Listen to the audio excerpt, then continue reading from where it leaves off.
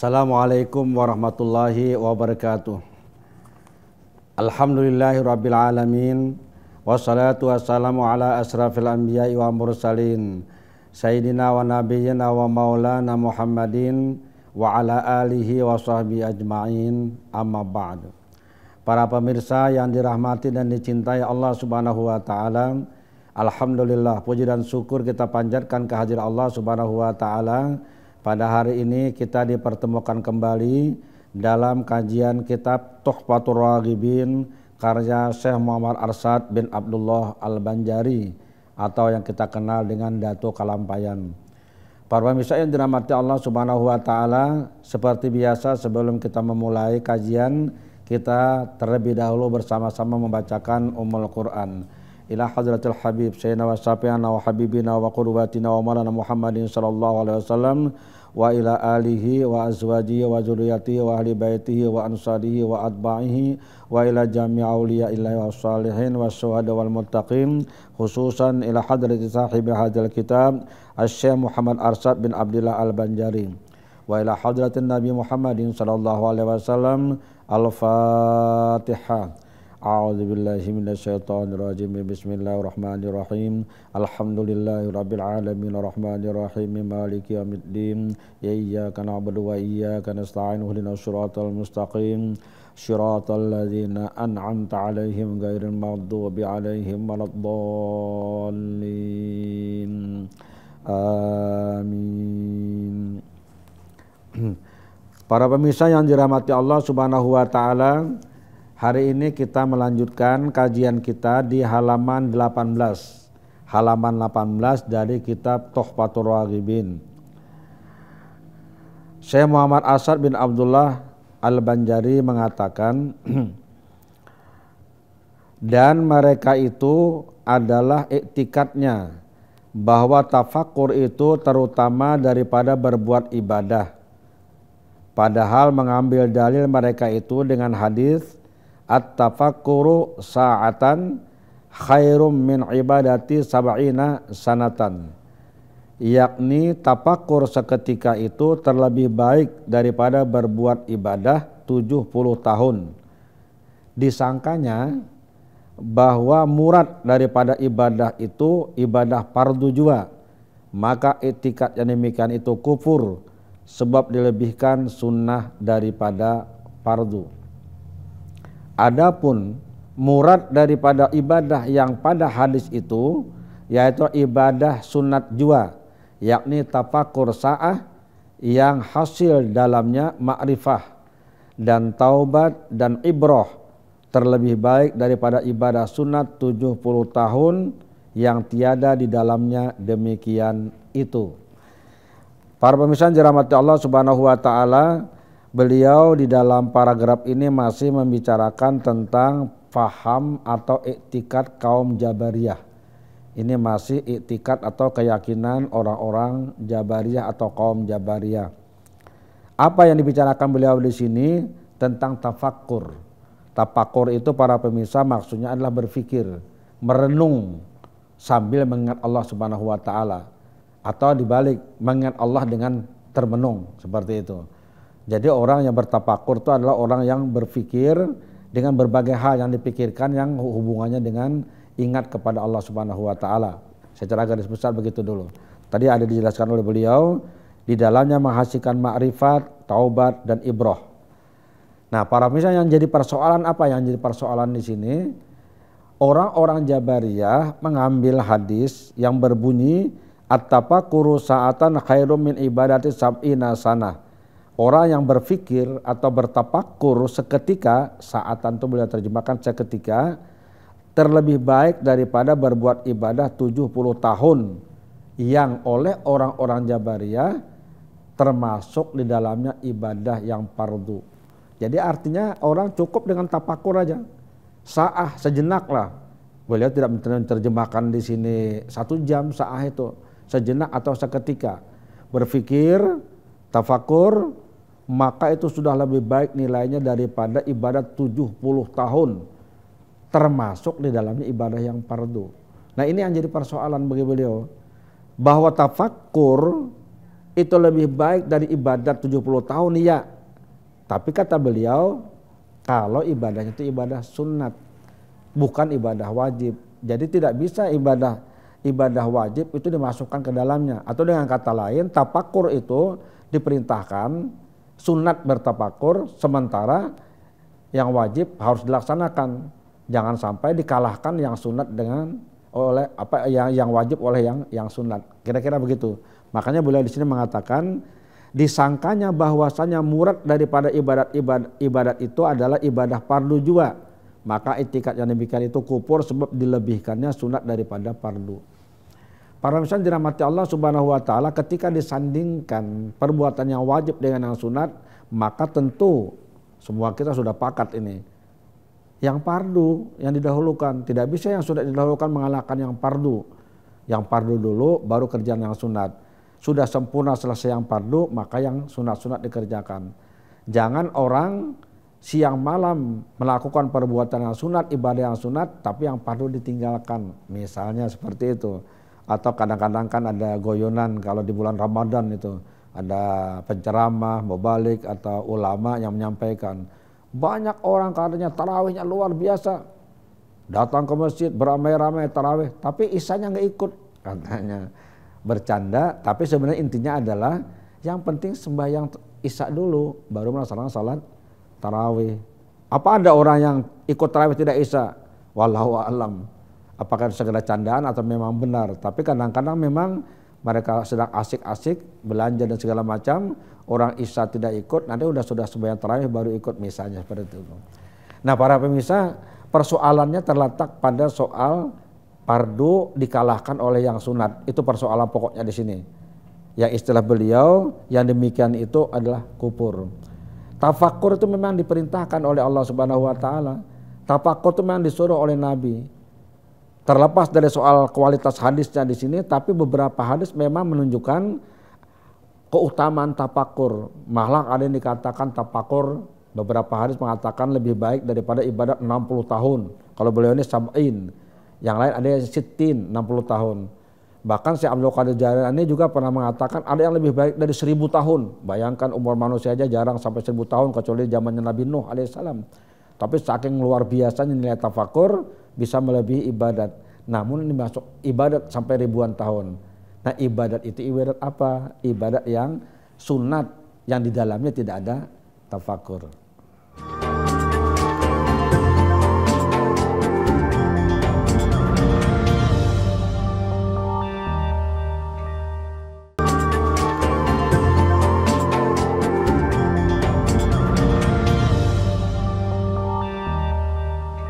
Para pemirsa dirahmati Allah Subhanahu wa taala, sebagai bandingan ya, sebagai bandingan soal nilai tadi, nilai tafakur yang sangat tinggi tadi, itu contohnya seperti ini.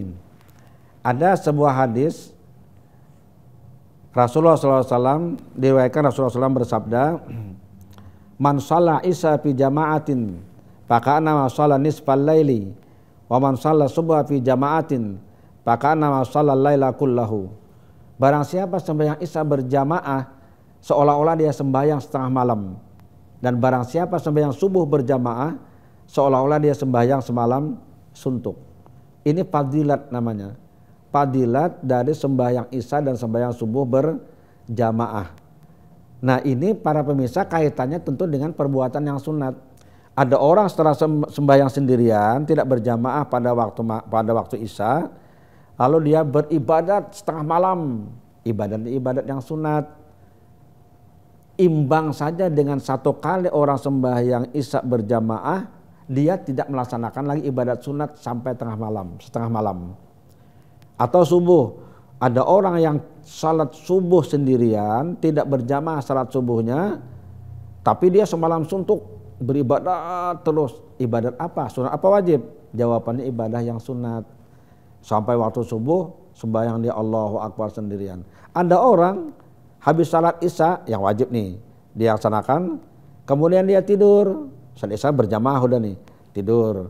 Nanti ya kalau dia bangun tengah malam bagus lah sembahyang tahajud. Sampai subuh dia sembahyang subuh berjamaah.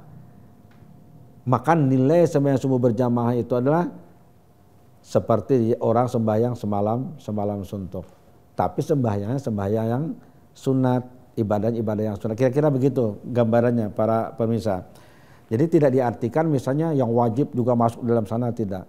Nah, yang dinyatakan keliru iktikadnya orang Jabariyah ini adalah cukup dengan berpikir 70 tahun kita beribadat termasuk yang wajib, itu lebih rendah nilainya ketimbang berpikir hanya sesaat. Nah, ini yang dikatakan beliau, iktikad yang demikian itu adalah kufur sebab dilebihkan sunat daripada yang fardu. Pemahaman tentang tafakkur itu termasuk ibadah yang fardu, itu yang tidak benar. Maka beliau menjelaskan di sini, adapun murad daripada ibadat yang pada hadis itu yaitu ibadah sunat jua. Jadi sekali lagi, yang dimaksudkan lebih baik daripada ibadah 70 tahun itu kalau ibadatnya ibadah yang sunat, yakni tafakur sa'ah, berpikir sejenak yang hasil dalamnya ma'rifat. Jadi yang tafakurnya bukan sembarang tafakur, kata beliau. Tafakur yang bisa lebih baik dari ibadah sunat selama 70 tahun itu kalau hasil tafakur itu melahirkan ma'rifat kepada Allah Subhanahu wa taala. Pengenalan yang sangat dalam kepada Allah Subhanahu wa taala. Jadi kalau orang berpikir kemudian dia melahirkan, kemudian lahir ya dari pikiran itu ma'rifat dan keyakinan akan Allah Subhanahu wa taala yang makin kuat, nah itu. Jadi tafakurnya bukan tafakur sembarangan. Atau taubat, dia menelusuri misalnya memikirkan keadaan perjalanan hidupnya mulai dari sejak dia balik sampai sekarang misalnya. Lalu dia ingat dosa-dosa yang banyak sekali yang sudah dia lakukan. Dari hasil pemikirannya itu, dari renungannya itu melahirkan taubat. Dan dia berjanji, bertekad dalam dirinya tidak akan mengulangi perbuatan yang sama sampai akhir hayatnya. Nah, jadi tafakkur yang membawa kepada taubat seorang manusia itu nilainya lebih baik daripada ibadat selama 70 tahun. Jadi beliau tidak mengingkari akan hadis ini. Benar aja, cuma yang jadi persoalan ibadatnya itu hanya ibadat sunat 70 tahun, tidak termasuk ibadat yang wajib. Itu aja yang jadi masalah. Atau yang ketiga misalnya pemikiran itu melahirkan ibroh, pelajaran. Jadi ada beberapa peristiwa yang terjadi misalnya baik yang dia alami sendiri atau dialami orang lain, dia berpikir, zikir ini tentu zikrullah sambil ingat pada Allah. Maka dia kemudian mendapatkan di sini ada kebesaran Allah, keagungan Allah, kemuliaan Allah, kemahakuasaan Allah Subhanahu wa taala. Makin takarub dia dengan Allah, makin dekat dia dengan Allah. Semua yang dia pikirkan itu bisa menyadarkan akan dirinya. Semua yang dia pikirkan dari peristiwa yang terjadi baik pada dirinya atau orang lain jadi pelajaran baginya, ibrah, membawa kepada arah yang lebih baik. Jadi pemikiran tafakur yang benar itu adalah tafakur yang bisa meningkatkan zikrullah, ingat pada Allah dan mendekatkan diri kepada Allah Subhanahu wa taala. Kira-kira seperti itu para pemirsa gambarannya ya. Mungkin para pemirsa kita masih ingat ya ada firman Allah Subhanahu wa taala dalam surah Ali Imran ayat 190 dan 191. Insyaallah pemirsa pernah mendengar ayat ini, bahkan mungkin ada di antara pemirsa yang hafal ayat itu terkait dengan masalah tafakur ini. Allah Subhanahu wa taala berfirman, a'udzubillahi minasyaitonirrajim, bismillahirrahmanirrahim. Inna fi khalqis samawati wal ardh wa ikhtilafil laili wan nahar la ayatil liulil albab.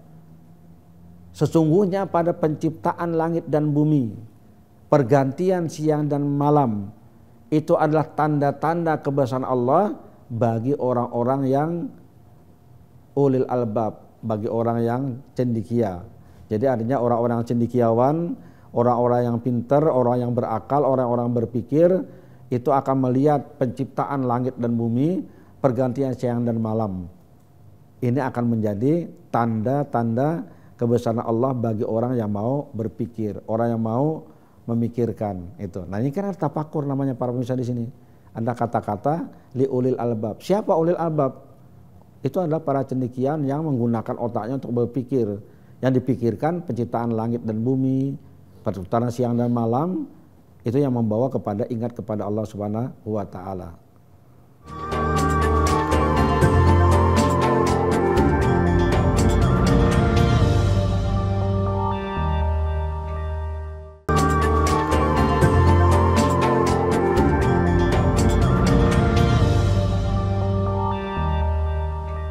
Ya, para pemirsa yang dirahmati Allah Subhanahu wa taala, pada ayat berikutnya dari ayat 190 ini 191 surah Ali Imran itu Allah menjelaskan siapa itu ulul albab yang dimaksud. Allah berfirman, a'udzubillahi minasyaitonirrajim, bismillahirrahmanirrahim. Alladzina yazkurunallaha qiyaman wa qu'udan wa ala junubihim wa yatafakkaruna fi khalqis samawati wal ardh. Rabbana ma khalaqta hadza batila subhanaka faqina adzabannar.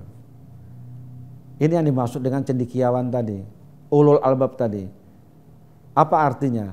Allazina yazkurunallaha qiyaman wa qu'udan wa ala junubihim, yaitu orang-orang yang ingat kepada Allah pada saat dia berdiri qiyaman, pada saat dia duduk wa qu'udan, dan pada saat dia berbaring wa ala junubihim. Jadi dalam setiap keadaan, dalam keadaan berdiri, dalam keadaan duduk, dalam keadaan berbaring, yazkurunallah, mereka ingat pada Allah. Zikrullah itu karakter orang yang ulil albab. Yang kedua, wa yatafakkaruna fi khalqis samawati wal ardh, dan mereka memikirkan. Nah, ini tafakkur namanya. Dan mereka memikirkan penciptaan langit dan bumi. Penciptaan langit dan bumi ini para bisa dimaksudkan tentu saja bukan langit dan buminya saja, semua yang ada di dalamnya, isi-isinya termasuk diri kita sendiri. Berpikir tentang diri kita, berpikir tentang tumbuh-tumbuhan yang diciptakan Allah, betapa luar biasanya Allah menciptakan tumbuh-tumbuhan di tanah yang sama, dengan pupuk yang sama, dengan air yang sama, disiram, berbeda-beda tumbuh sesuai dengan tumbuh-tumbuhan yang ditanam di situ. Ada yang masin, ada yang masam, ada yang manis, dan lain-lain. Sampai pada akhirnya ketika dia berpikir, menggunakan otak untuk berpikir, yang tadi jadi ibrah tadi jadinya, makin makrifat kepada Allah Subhanahu wa taala. Lalu dia mengatakan, Rabbana ma khalaqta hadza batila. Wahai Tuhan kami, tidaklah semua yang kau ciptakan ini sia-sia.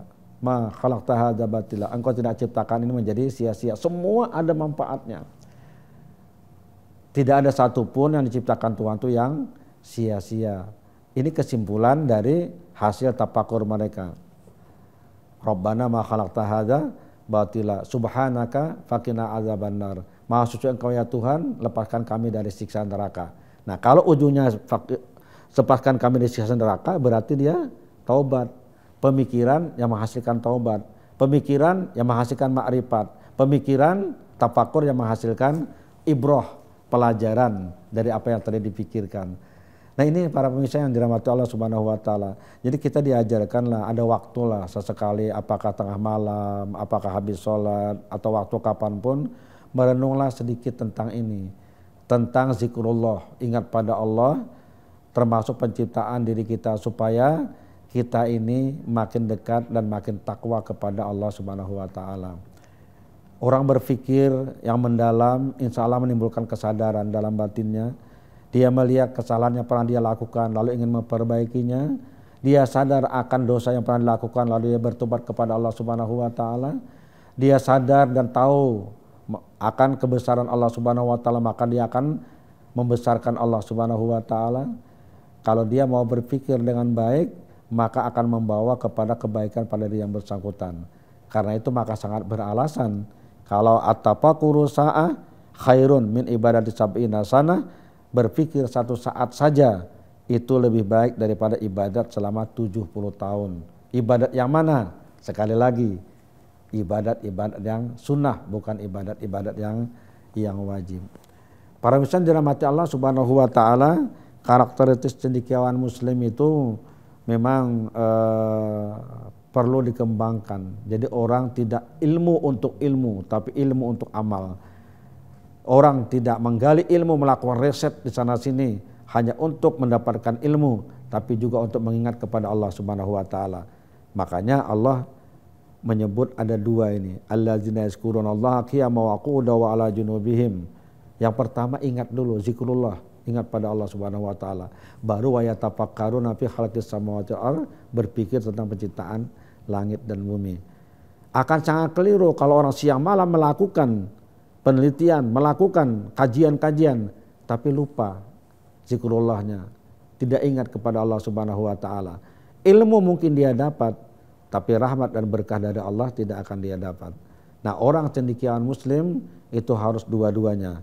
Ingat pada Allah, tafakur untuk dirinya dan untuk mendapatkan rahmat dari Allah Subhanahu wa taala. Zikrullah dan tafakur. Para misal dirahmati Allah Subhanahu wa taala, mudah-mudahan kita dijadikan Allah hamba yang mau bertafakur. Sehingga kesadaran kita tentang diri kita itu selalu membawa kita kepada kebaikan. Mudah-mudahan hari ini lebih baik dari hari kemarin dan besok lebih baik daripada hari ini. Dengan rahmat dan berkah Allah Subhanahu wa taala. Ala hadzin niyyah wa likulli niyatin shalihah wa ila hadratin Nabi Muhammadin sallallahu alaihi wasallam. Al-Fatihah. A'udzubillahi minasyaitonir rajim. Bismillahirrahmanirrahim. Alhamdulillahirabbil alamin arrahmanir rahim maliki yaumiddin. Iyyaka na'budu wa iyyaka nasta'in ihdinas siratal mustaqim siratal ladzina an'amta 'alaihim ghairil maghdubi 'alaihim waladdallin. Amin. Amin amin ya rabbal alamin. Bismillahirrahmanirrahim. Alhamdulillahirabbil alamin. Allahumma shalli wa sallim wa barik ala asrafil anbiya'i wa mursalin sayyidina wa habibina wa qudwatina wa maulana Muhammadin wa ala alihi wa sahbihi ajma'in. Allahumma ighfir lana wa li walidina warhamhum kama rabbana shighara wa li jami'il muslimina wal muslimat wa mu'minina wal mu'minat al ahya'i minhum wal amwat bi rahmatika ya arhamar rahimin. Allahumma anfa'na bima 'allamtana wa 'allimna ma yanfa'una wa zidna ilma. Allahumma hrutna min sulumatil wahmi wa akrimna bidul fahmi waftahna ababal ilmi wa zina bil ahlakil hasanah wa hilmi birahmatika ya arhamar rahimin. Rabbana atina fid dunya hasanatan wa fil akhirati hasanatan wa qina adzabannar. Wa sallallahu ala khalaqi sayyidina Muhammad wa ala alihi wa sahbihi ajma'in. Subhana rabbika rabbil izzati amma yasifun wa salamun ala mursalin walhamdulillahi rabbil alamin. Assalamualaikum warahmatullahi wabarakatuh.